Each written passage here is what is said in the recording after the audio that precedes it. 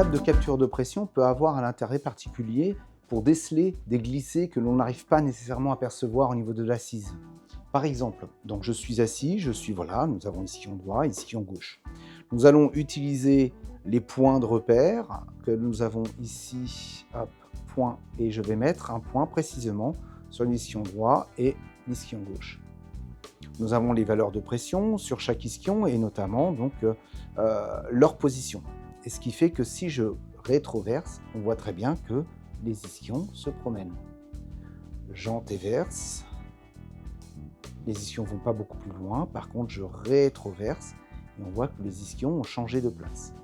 Alors l'échelle, attention, est très particulière, l'échelle elle est de 1,5 cm, nous ne sommes pas sur les nappes full HD comme on pourrait avoir, néanmoins, moi j'ai déjà pu constater en fait des mouvements comme ça d'ischions, de dire tiens, on était là à tel repère et finalement on a pu constater que la personne avait avancé. Un certain nombre de choses seront donc à revoir au niveau de son assise, notamment la position du bloqueur, etc. etc.